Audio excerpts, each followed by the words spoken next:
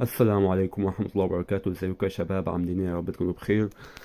النهاردة 2 ديسمبر، ميعاد طبعا إدراج عملة بوت أونوس على منصة أونوس. طبعا احنا طبعا سحبنا العملات كلها على المنصة، عملات او ان اكس من بوت أونوس. وزي ما توقعنا كده سعر العملة مش كويس. هنشوف الفيديو ده احنا ممكن نعمل ايه، وايه اللي ممكن ننفذه، وازاي نستفيد بأكبر قدر ممكن من العملات دي، وهل نخزنها او نبيعها على طول ونشتري حاجات تانية. هنشوف دلوقتي كل حاجة. فضلا وليس امرا، اشترك معنا في القناة وفعل زر الجرس، واشترك معنا في قناة التليجرام عشان يوصلك كل شيء جديد اول باول. وهسيب لك لينك قناتنا على التليجرام تحت في وصف الفيديو وفي التعليقات. احنا زي ما احنا شايفين كده وصلتنا العملات، عندنا 923,856 عملة. سعر العملة زي ما احنا شايفين كده طبعا قليل جدا، 5 اصفار 6. رخيص جدا طبعا زي ما احنا شايفين كده. طب واحنا عندنا اهو دلوقتي 7، يعني كل العملات اللي معانا يعملوا بتاع $5 كل اللي جمعناهم. ومعانا حوالي $2 طبعا البونص بتوع الفيريفيكيشن بتاعة المنصة.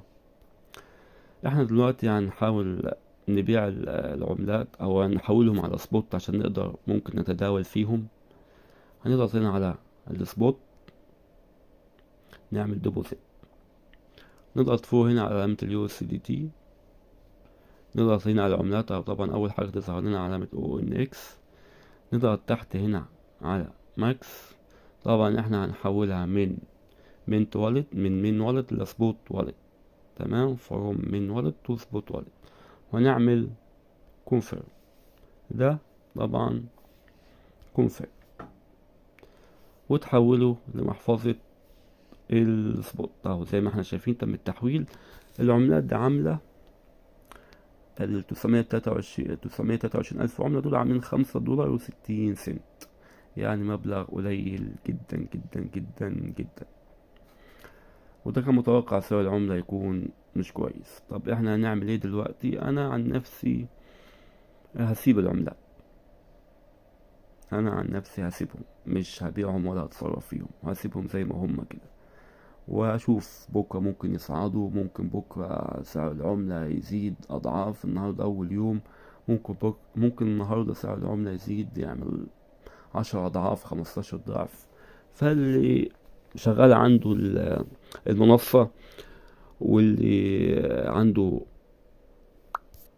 عنده عملات على المنصة، واللي ما تحذرش طبعا حسابه زي ما احنا عارفين، واللي موثق المنصة وكل حاجة، انا انا عن نفسي هسيب العملات، مش هتصرف فيهم دلوقتي، وهسيبهم ممكن شهر 2 على حسب، لحد ما العملات ممكن تزيد العملة وتعمل 10 اكس او 15 اكس، ممكن تضرب العملة، مش عارف. فانا دلوقتي كده كده مش هعمل حاجة في العملات، هسيبهم زي ما هم كده، ومش هتصرف فيهم، ومش هبيعهم، لان كده كده ممكن حتى لو بعتهم ممكن ما اقدرش اسحبهم. فممكن تعمل اللي حابب، استغفر الله يعني. موضوع الستيك ده، احنا عارفين ان الستيك ده فيه شبهة، موضوع حرام. فانا مش هعمل ستيك، انا مش هعمل ستيك خالص. انا كل اللي هعمله انا هسيب العملة على محفظة سبوت زي ما هي كده، مش هعمل اي حاجة تاني في العملة لحد ما اشوف العملة هتوصل لحد فين. ممكن بكرة تعلى 15 ضعف، توصل لسنت مثلا او حاجة. كل شيء وارد، هي سعر العملة طبعا في الارض، بس ممكن تعلى بكرة. فكل واحد لسه شغال عنده منصة، لسه حسابه متحذرش. انت حر، عاوز تبيع بيع، عايز تستنى على العملات استنى براحتك. بس انا عن نفسي مش هبيع حاجة واخليها على المنصة زي ما هما كده وهنساهم. عليوا كان بيها، سعر العملة ارتفع يعني كان بيها، ما ارتفعش انا مش خسران حاجة، هما كلهم $5 يعني، مش موضوع. فبس ده كان فيديو النهاردة. ما تنساش تشترك في القناة، تعمل لايك للفيديو ده، وتشترك معنا في قناة التليجرام عشان يوصلك كل شيء جديد أول بأول. يلا يا شباب، في أمان الله، موفقين جميعا.